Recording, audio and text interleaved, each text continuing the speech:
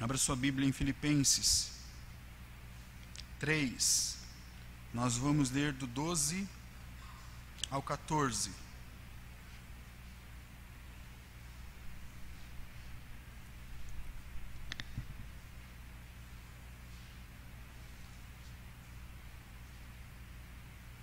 Amém? Amém, irmãos? Filipenses 3, do 12 ao 14.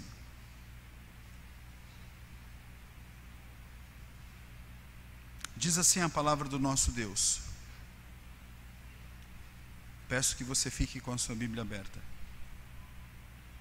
Não que eu o tenha já recebido, ou tenha já obtido a perfeição, mas prossigo para conquistar aquilo para o que também fui conquistado por Cristo Jesus. Irmãos, quanto a mim, não julgo havê-lo alcançado, mas uma coisa faço, esquecendo-me das coisas que para trás ficam e avançando para as que diante de mim estão. Prossigo para o alvo, para o prêmio da soberana vocação de Deus em Cristo Jesus. Amém? Vamos orar. Santo Deus, eterno, bondoso e poderoso Pai, nós bendizemos o Teu santo nome, te louvamos, Senhor, e estamos aqui mais uma vez diante da Tua santa palavra. Ajuda-nos, ó Deus, não nos deixe aqui sozinhos, fazendo um mero discurso, Senhor, mas nós necessitamos da ação do Teu Santo Espírito.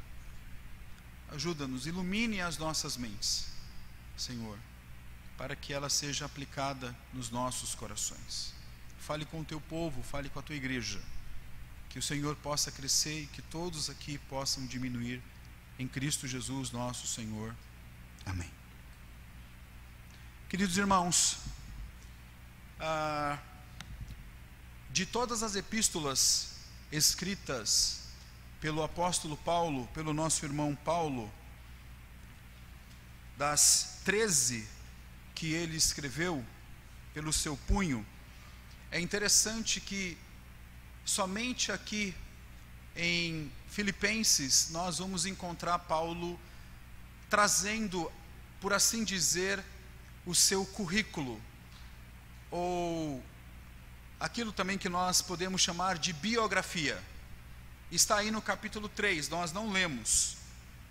Está no capítulo 3 aí. Paulo, ele vai, na realidade, fazer de forma bem resumida, bem concisa, quem ele era. Quem era o apóstolo Paulo? É claro que nós encontramos quem foi o apóstolo Paulo em todo o Novo Testamento, obviamente a partir ali de Atos dos Apóstolos, mas aqui, precisamente nesta epístola, nesta pequenina epístola, enviada para a igreja de Filipos, a primeira igreja fundada na Europa, o apóstolo Paulo, então, ele vai nos dizer que ele foi circuncidado, por exemplo, ao 8º dia, ele era da linhagem de Israel, da tribo de Benjamim, hebreu de hebreus, quanto à lei fariseu, quanto ao zelo, ele até diz perseguidor da igreja, quanto à justiça que há na lei irrepreensível, mas o que para mim era lucro, isto considerei perda por causa de Cristo, e ele diz ainda, sim, deveras considero tudo como perda, por causa da sublimidade do conhecimento de Cristo Jesus, meu Senhor. O apóstolo Paulo, então ele traz aqui uma breve biografia, ou até podemos mais ver como seu currículo aqui. E é interessante, é que ele diz que tudo isso que ele tinha no seu currículo, ele considera realmente perda. Ele considera, no grego, no original, esterco. Interessante, né? Perda aqui é esterco. Ele realmente, ele não considera mais, mas ele não considera mais algo importante ou significativo por causa de Cristo, por causa da sublimidade do conhecimento de Cristo Jesus, nosso Senhor. Por quê? Porque o apóstolo Paulo, ele agora não está mais confiando nele mesmo. O apóstolo Paulo não está confiando mais na sua própria justiça, mas agora ele confia na única e exclusiva justiça de Deus que se revelou na pessoa de Cristo Jesus, nosso Senhor.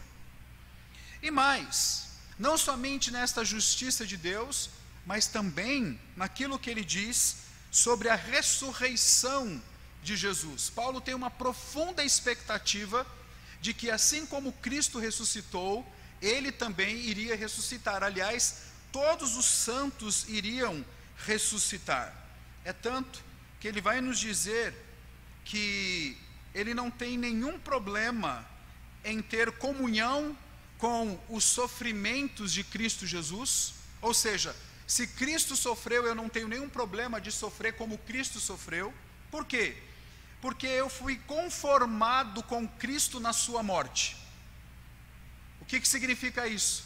Quando ele escreve no verso 10 do capítulo anterior, só para a gente fazer aqui uma análise contextual.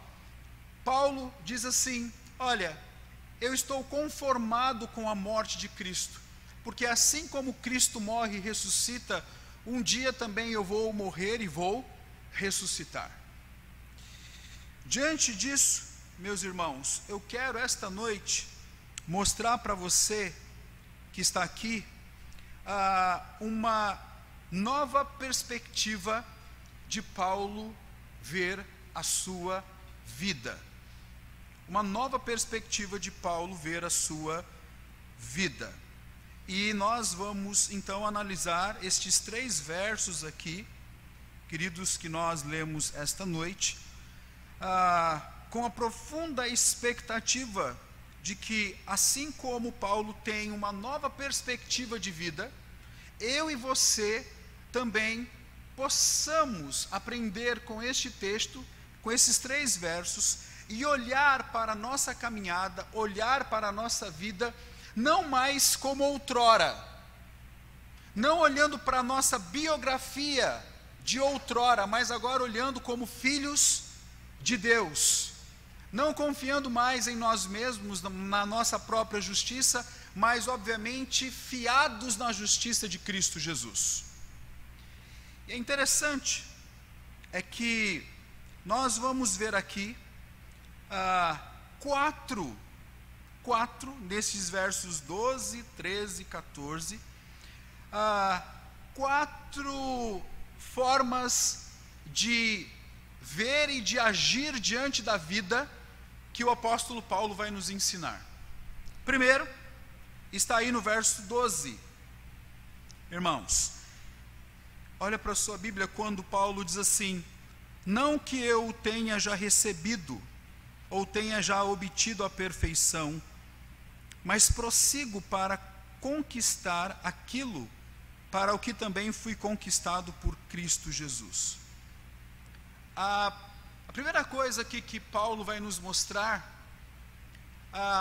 por assim dizer, a primeira forma de olhar a vida agora em Cristo Jesus, não como um judeu, como um fariseu, com aquela biografia intocável para um judeu, mas a primeira coisa que ele nos ensina aqui é que ele está insatisfeito.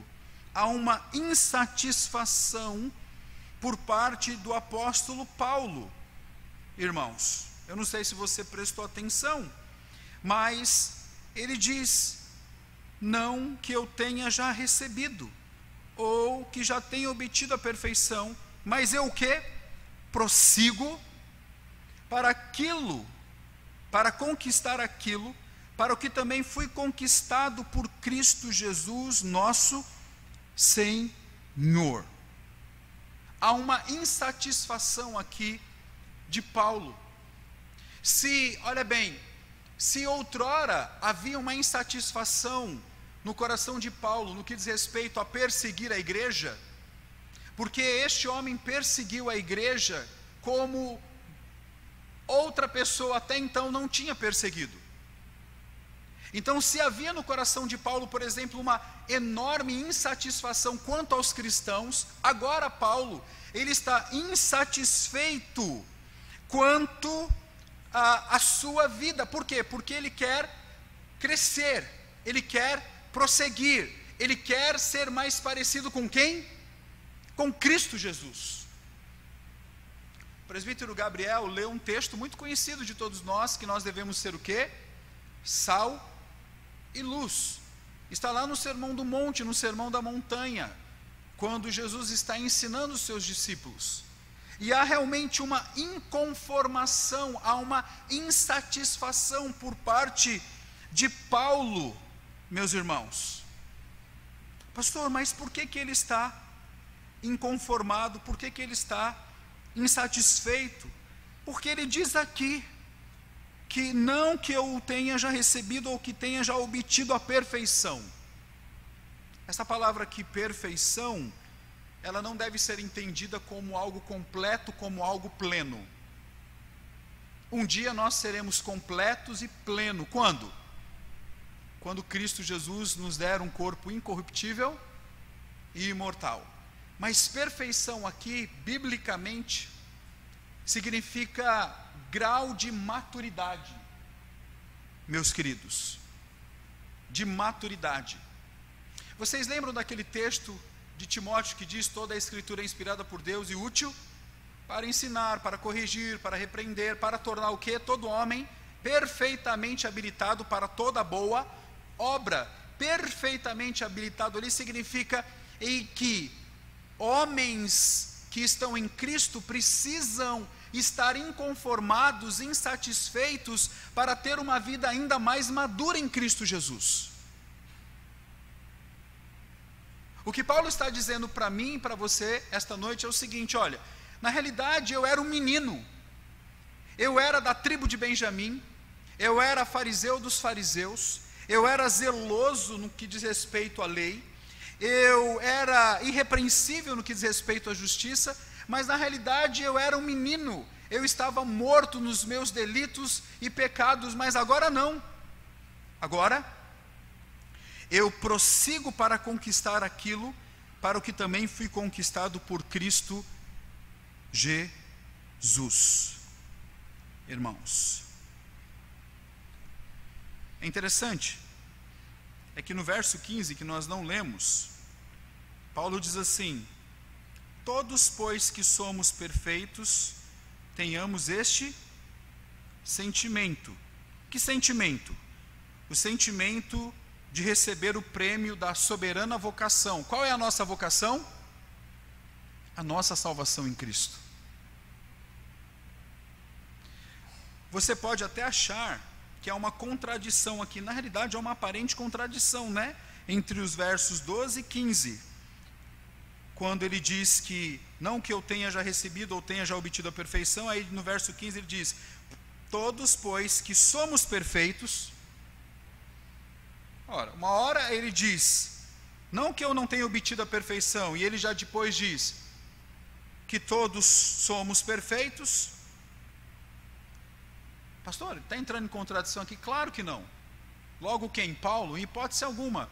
Paulo era um cara inteligente, com uma mente lógica, super preparado, foi educado, criado aos pés de Gamaliel. O que Paulo está nos dizendo é o seguinte, irmãos, é que nós não podemos, olha bem, prescindir de um crescimento diante de Cristo Jesus. Amém.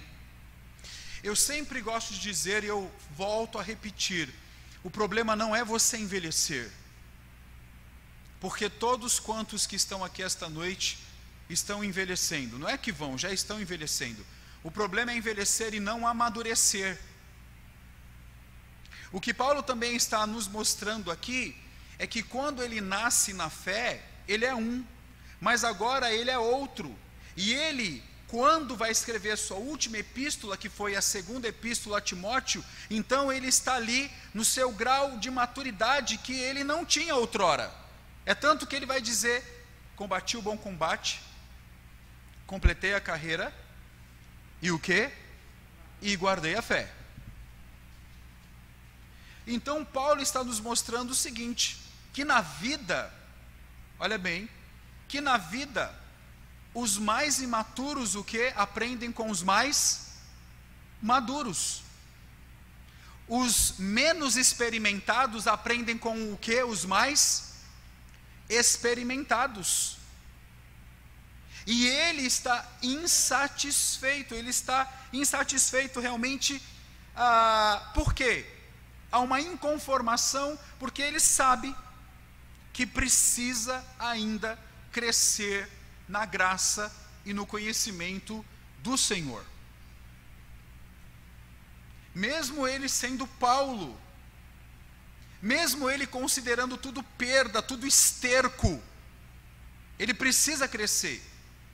E você que está aqui esta noite, nós precisamos estar inconformados, irmãos. Nós precisamos então pedir ao Espírito de Deus para que realmente esteja comunicando aos nossos corações esta inconformação. Se você tem uma vida santa, Deus chama para que você tenha uma vida mais santa ainda. Se você conhece as Escrituras, Deus chama você para que você conheça mais ainda as Escrituras.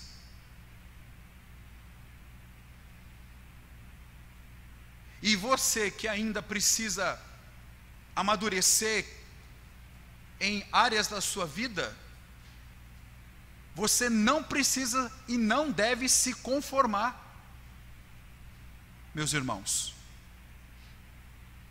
E Paulo, ele realmente nos mostra isso aqui, no verso 12,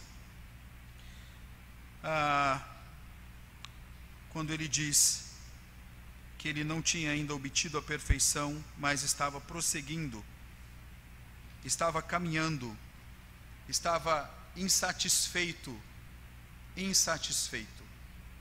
Deixa eu fazer aqui uma pergunta para você. Em algum momento da sua vida você já ficou insatisfeito com você mesmo, no que diz respeito a alguma coisa que você não se saiu tão bem, que você poderia ter feito melhor? Já aconteceu isso com os irmãos? Eu poderia ter feito melhor em qualquer área da sua vida. Eu poderia ter sido mais produtivo, eu poderia ter me dedicado mais. Eu quero que você traga aí, uma outra coisa que também deve ser questionado é o seguinte: se você trouxe isso agora à sua memória, eu também pergunto, será que esta inconformação, esta insatisfação também de alguma forma já alcançou a sua caminhada com Cristo?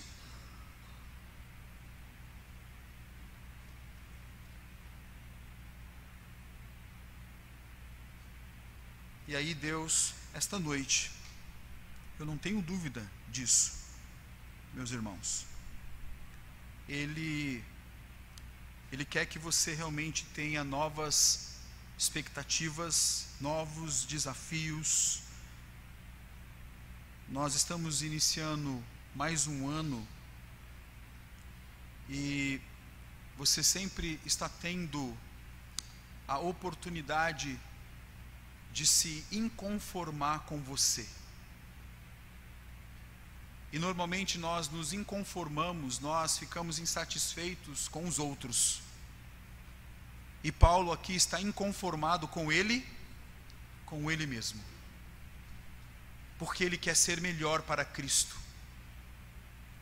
Tá? Ele quer ser melhor, meus irmãos. Mas não somente isso. não há somente uma insatisfação em Paulo, meus queridos, mas, em segundo lugar, algo que a gente vê aqui nesse texto, no versículo 13, olha por favor.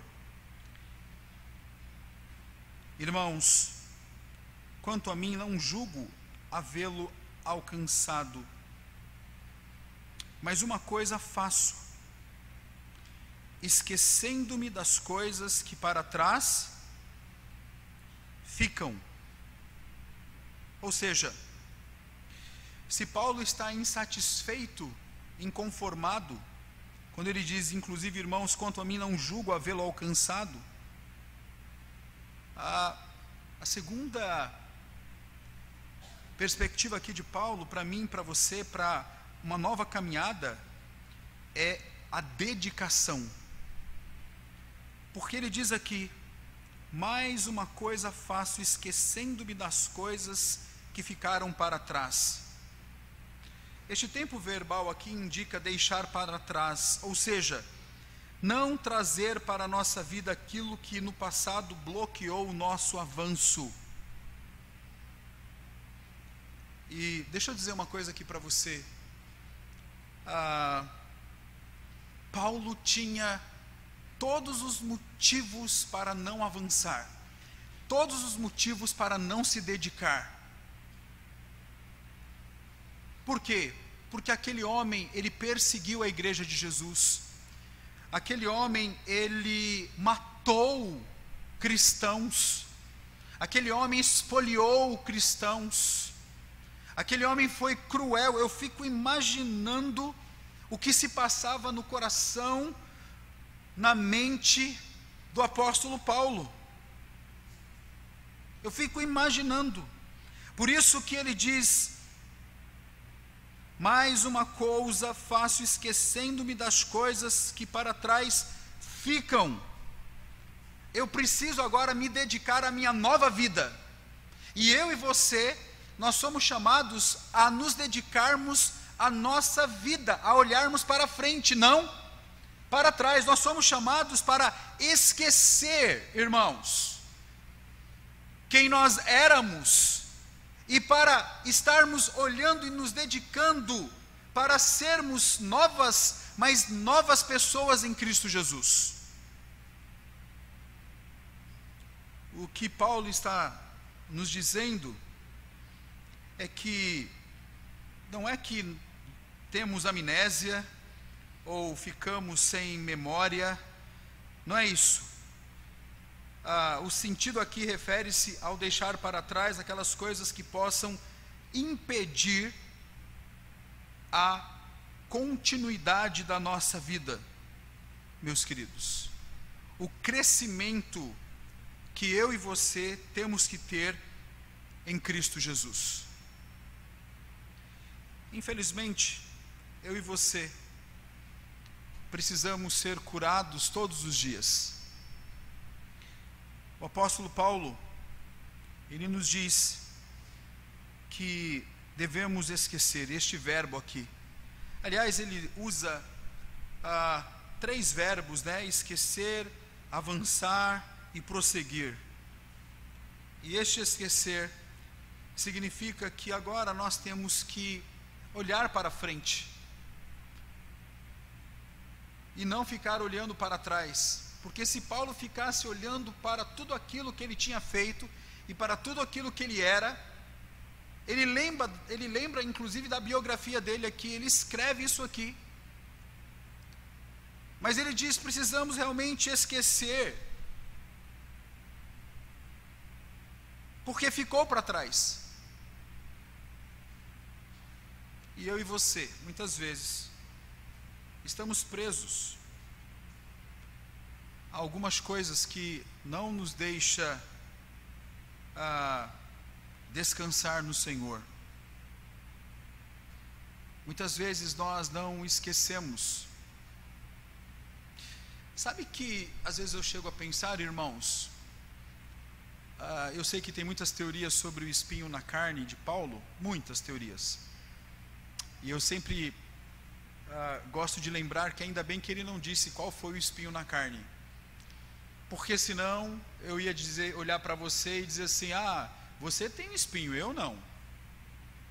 Como realmente deixa ali em aberto, então é para dizer que eu e você, todos nós aqui nós temos os nossos espinhos. Mas às vezes eu chego a pensar que aquele espinho na carne, de alguma maneira, era algumas vezes, isso é uma questão minha, tá? Algumas vezes Paulo era perturbado por ele mesmo, por tudo aquilo que ele tinha feito contra a igreja do Senhor, e aquilo machucava ele, estrangulava ele, sufocava ele. E aí ele diz: eu preciso esquecer. Nós precisamos realmente esquecer das coisas que ficam para trás. E eu e você também, nós somos chamados para isso. Por quê? Porque quem está em Cristo, nova criação é. Nós hoje somos novas pessoas, meus queridos irmãos. A nossa biografia de outrora, nós lembramos dela, da nossa biografia de outrora. Nós temos uma história, mas eu quero dizer para você que hoje, em Cristo Jesus, nós já fomos lavados e remidos pelo sangue do Cordeiro. Amém? E talvez você que esteja aqui esta noite está preso no seu passado, está preso na sua história. Você está semelhante a uma aranha nas suas teias e não consegue se desvencilhar desse negócio aí. E Paulo, ele diz assim: olha, eu considerei tudo perda, tudo esterco, tudo esterco. Interessante, ele diz para mim e para você que esse esquecer deixe para trás, porque se você não deixar para trás, isso bloqueia a sua vida, e bloqueia mesmo. Você fica inerte, você não caminha, você não prossegue, você não desenvolve, porque você está ali amarrado.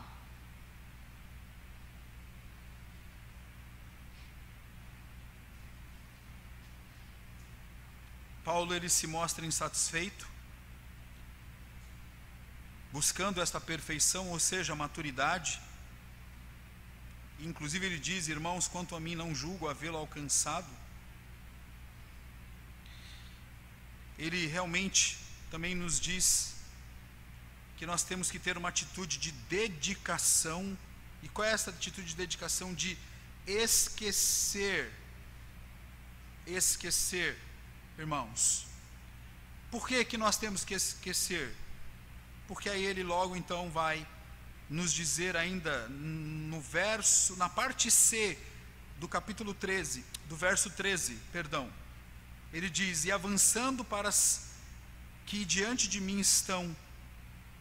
Ou seja, uma outra coisa que Paulo nos ensina é que nós temos que ter agora uma direção.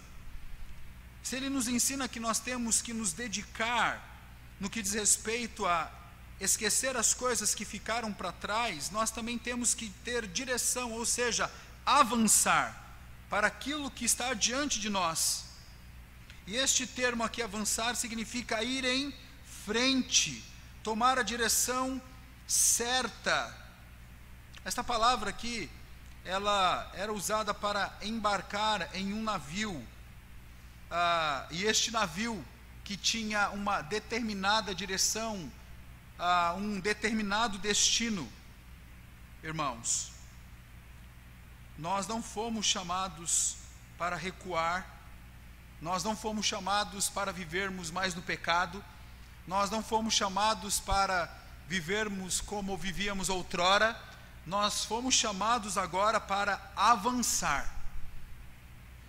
Assim como um navio avança, assim como um navio, quando ele realmente sai ali do porto e tem um destino, e ele tem uma direção, eu e você também fomos chamados realmente para avançar em Cristo Jesus. meus irmãos. E Paulo nos diz isso: devemos esquecer das coisas que para trás ficam e avançando para as que diante de mim estão. Infelizmente, dentro das igrejas, na realidade, no coração humano, não somente dentro das igrejas, há muitas pessoas que precisam realmente ser libertas de várias questões do seu coração. Todos vocês que estão aqui esta noite, todos, eu sempre também gosto de dizer que todos nós somos doentes ao nosso próprio modo. Todos nós aqui estamos de alguma forma, amarrado em alguma coisa que nós precisamos realmente nos desvencilhar disso para avançar. Porque Cristo Jesus, Ele não nos deixou órfãos, Ele nos libertou do império das trevas e nos transportou para o reino do Filho do seu amor. Eu não sei a sua história por completo, eu particularmente não sei, já conversei aqui com muitas pessoas, mas eu não sei a sua história por completo e também não sei quais são as coisas que não deixam você avançar. Eu não sei. Mas o que eu sei é que Paulo estava dizendo para aquela igreja e para ele mesmo que ele tinha que avançar, avançando para as que diante de mim estão. Já imaginou se Paulo resolvesse ficar com o seu coração amargurado? Já imaginou se Paulo ficasse preso aos judaizantes que perseguiam ele? Quem eram os judaizantes? Aqueles que ainda defendiam algumas práticas judaicas, principalmente a circuncisão. Já imaginou se Paulo realmente ficasse preso a toda a sua história, ou então ficasse preso à sua biografia, ao seu currículo Lattes? Já imaginou? Mas ele considera isso tudo perda, porque na realidade, o para ele viver era Cristo e o morrer era lucro. Você que está aqui esta noite, eu tenho certeza absoluta que esta palavra que nos diz que você tem que avançar, porque hoje nós já fomos salvos em Jesus Cristo. Meus irmãos, Paulo estava avançando, Paulo estava procurando cada vez mais crescer na graça e no conhecimento, para que ele pudesse realmente ser um varão perfeito, ou seja, um varão maduro. Paulo estava ali realmente se dedicando ao que, pastor? Se dedicando para que ele pudesse esquecer, ou seja, mesmo ele trazendo a memória, mas que aquilo não lhe causasse amargura, dor. Quantas pessoas estão dentro da igreja amarguradas? Quantas?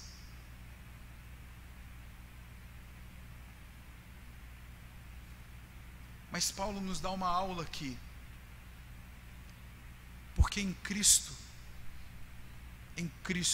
e eu acredito nisso piamente, em Cristo, nós somos libertos, curados pela graça de Deus. Amém? Talvez você esteja pensando, mas pastor, eu luto com algo há tanto tempo, pastor, eu vou morrer assim. Não, meu irmão, eu quero dizer para você que a graça de Deus é melhor do que a vida, e o poder de Deus se manifesta na sua fraqueza, e a graça de Deus transforma a minha vida, a sua vida, porque eu já passei por imensas e inúmeras transformações. Eu vou abrir aqui um parêntese, eu não gosto de fazer isso, mas eu vou abrir, e depois eu fecho. Fazer isso no sermão. Mas durante muito tempo eu fiquei preso à minha mãe. Eu culpei a minha mãe durante anos. Minha mãe hoje ela já está falecida, ela faleceu, eu ainda estava no 3º ano no seminário, quando eu recebi a notícia. Eu a culpei durante anos,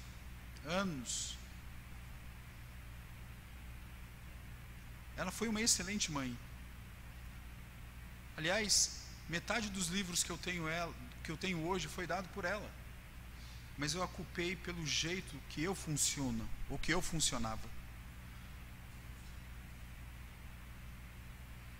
Eu absorvi, eu dizia, é culpa da minha mãe porque eu absorvi o temperamento dela, a personalidade dela, porque eu não gostaria de ser assim. E eu pensei que eu ia morrer assim. Mas a graça de Deus me transformou totalmente. Porque um dia Deus falou comigo. Ele não saiu do céu não, viu? Ele falou com a sua palavra. Porque eu sou nova criação. E eu não podia ficar preso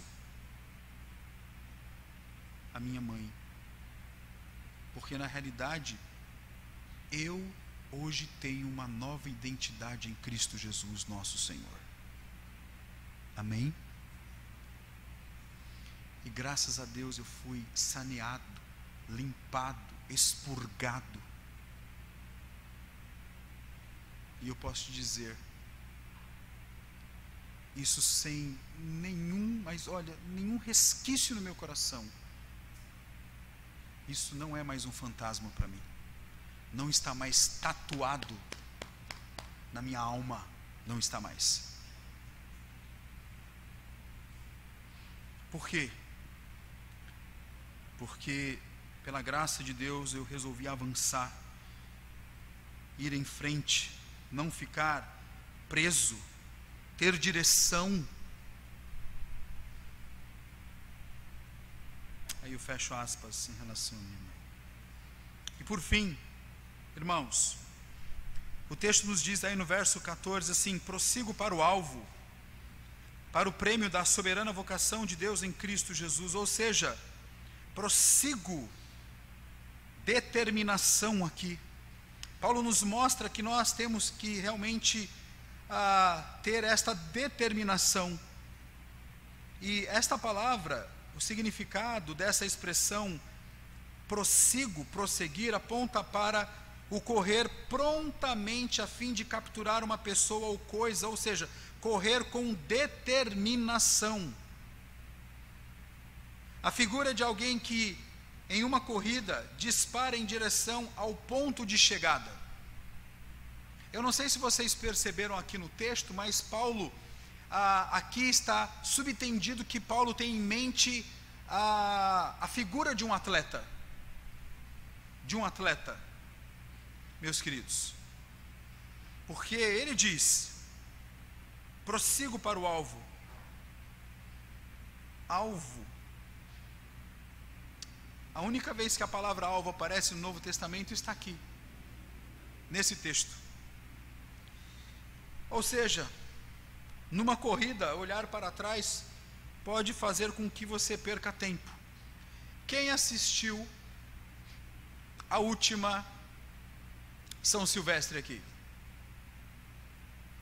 Assistiram esse ano? Só o final, olha aí, só o final.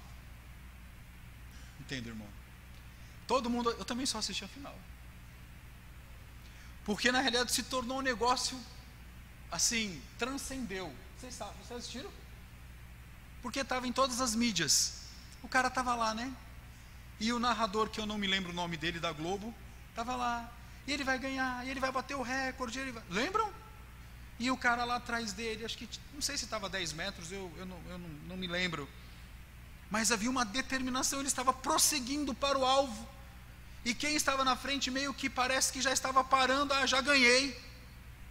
E quando teve o sprint final, o narrador na realidade já ia dizer que aquele que estava na frente ia bater o recorde. E aí de repente quando ele veio, ele pum, pegou de surpresa o mundo inteiro, até o narrador. Ele olhou e disse: perdi a corrida? Que negócio é esse? De onde é que esse homem surgiu? Foco, determinação. E aí Paulo diz que nós devemos prosseguir para o alvo. Paulo não perdia o foco em hipótese alguma, em hipótese nenhuma. É isso que Paulo está dizendo para mim e para você. Numa corrida, olhar para trás pode fazer com que você perca tempo. pode fazer com que você perca o foco. Não dá para voltar atrás, porque quem colocou a mão no arado não pode olhar mais o que? Para trás. Quando Neemias estava reconstruindo aqueles muros, mais de 50 dias, 52 dias reconstruindo aqueles muros, ele teve várias circunstâncias que fizeram com que ele desistisse, mas ele foi lá determinado, ele prosseguiu para o alvo dele era terminar aquele muro. E eu e você temos um alvo. Qual é o alvo? O prêmio da soberana vocação de Deus em Cristo Jesus. Meus irmãos, não dá para voltar para trás, é preciso ir em frente.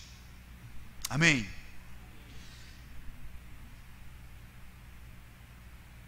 Meus queridos,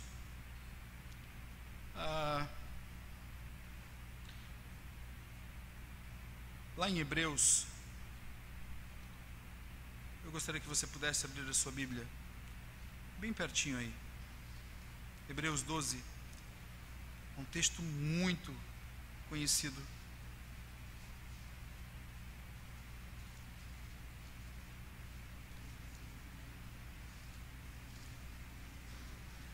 Hebreus 12.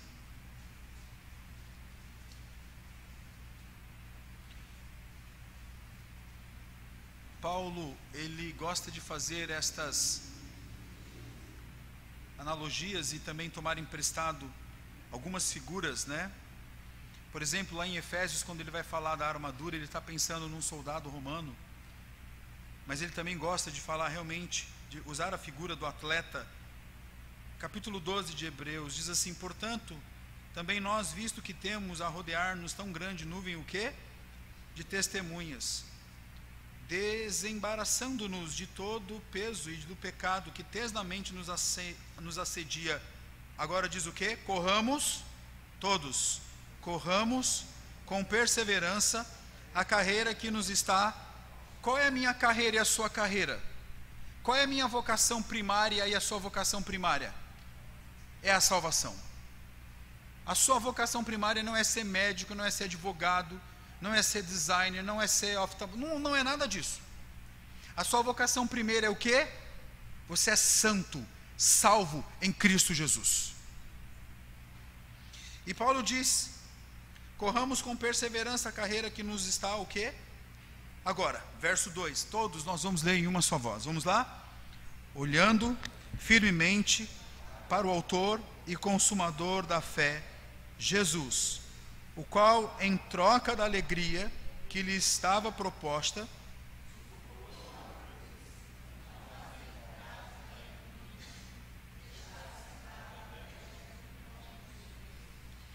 o escritor sagrado mostra-nos que é necessário olhar firmemente para Cristo Jesus. Eu e você, nós não podemos tirar os olhos dele. O nosso alvo maior, a nossa própria vocação e nosso foco. Cristo é o nosso alvo maior na vida. Cristo é o nosso alvo maior na vida.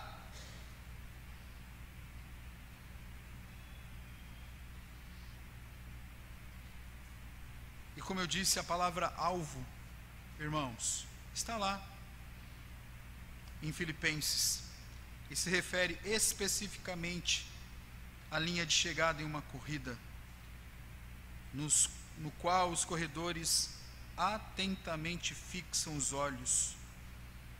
Meus irmãos, Jesus é o autor e consumador da nossa fé. Ele já começou e terminou por nós a carreira. A premiação é certa com ele. E a Bíblia diz que nós já somos mais do que vencedores, meus irmãos. Então nós somos chamados para fixar os nossos olhos de forma confiante nele, em Cristo Jesus, independentemente das circunstâncias, independentemente. Portanto, meus amados irmãos, devemos deixar o que passou, já ficou lá atrás. Nós não podemos ficar presos à nossa história passada, meus irmãos, porque isso só vai estagnar a nossa vida. E para que isso não aconteça, você precisa realmente estar focado, fixado em Cristo Jesus, olhando para Ele, meus irmãos. Você precisa realmente de dedicação, você precisa de direção e de determinação. Ou seja, você precisa esquecer as coisas que passaram, você precisa avançar e precisa prosseguir na profunda expectativa de que Cristo Jesus, Ele realmente é o Rei da nossa existência, é o autor e consumador da nossa fé. Amém? Então, que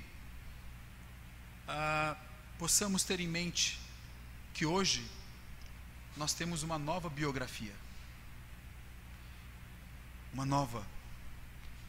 E nesta nova biografia, meus queridos, lá em cima no papel, está escrito que Cristo é o Senhor da sua vida. Amém?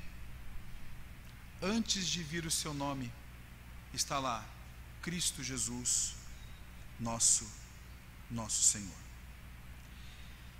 Que Deus então assim nos abençoe e que a sua palavra possa trabalhar nos nossos corações, e que você não esqueça que um dia você receberá o seu prêmio da soberana vocação. Assim como Paulo, ele ardia no seu coração, ardia no coração de Paulo este prêmio, que eu e você também tenhamos este ardor no nosso coração. Tantas coisas ardem no nosso coração, que Cristo, que a nossa carreira cristã possa também arder, em nome de Jesus. Amém. Vamos orar. Baixe sua cabeça.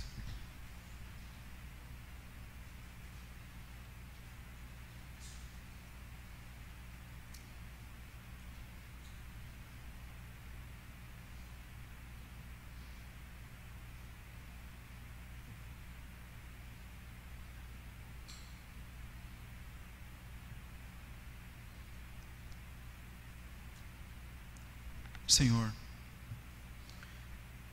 nós estamos aqui diante da Tua presença e rogo para que o Senhor esteja, ó Deus, nos ajudando, nos auxiliando